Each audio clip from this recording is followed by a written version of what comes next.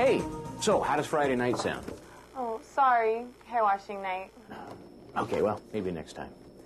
Are you dating somebody at work? Does the boss know about it? And can you get fired if the boss doesn't like it? See you later. Oh, hey, are we still on for Saturday night? I'm sorry, my mom's sick. Again? Well, give her my best. They're called no fraternization policies. And there's one big question. When were you first told about this no dating the coworkers rule? If it was when you were hired, well, then you can be fired for dating fellow employees. Hey, I've got those tickets for next week. Oh, is that next week? I'm sorry. You know what? The company's sending me on a business trip. Yeah, sorry.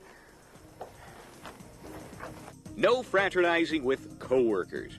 When did you learn about the company no-date policy? If you were told before any dating, you can be terminated. Not until after you had a date or two, then you must first be warned before you can be fired for breaking the no-date rule.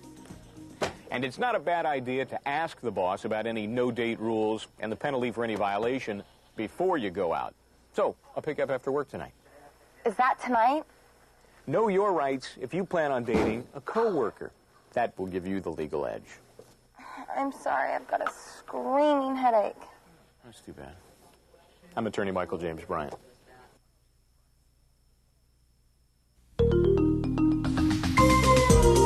If I'm the boss and I have a job that only women can do, then I can discriminate against men.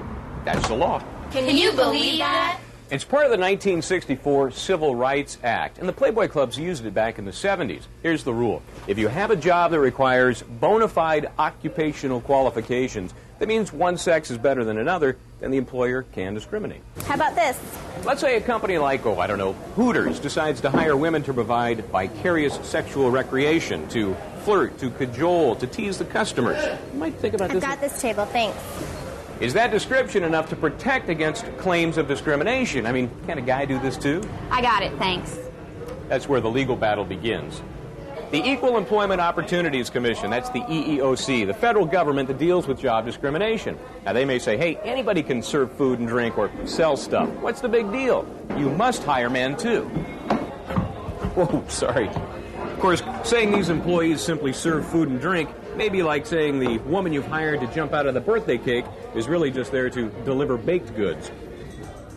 The law will protect employers if there are special qualifications that require a woman, a man, a bald guy, or someone that knows a foreign language. And you must prove the work to be done can only be done by someone with these special talents.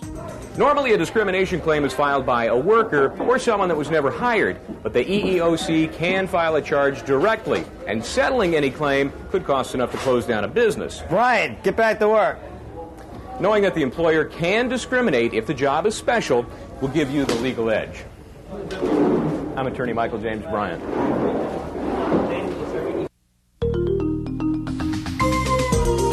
Mike, need you to go to Paris, important meetings. Good luck. Great. 8 days in France. Just long enough to make the IRS wonder what I'm up to.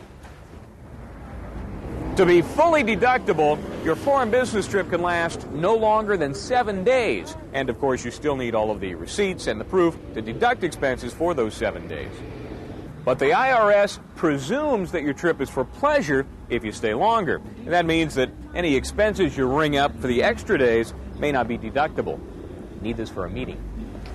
Tax law also says that to be deductible, you have to give up the control over your activities, the things you see and do. Am I okay right here? No. Come on over in the middle a little bit. Okay. Now, that means the more meetings you go to, the more likely your expenses will be deductible. Okay, where are we going? Right down the street. And finally, less than 25% of your trip can be non-business activities. Now, see, that means on an 8-day trip, you better spend at least 6 of those days on work-related things.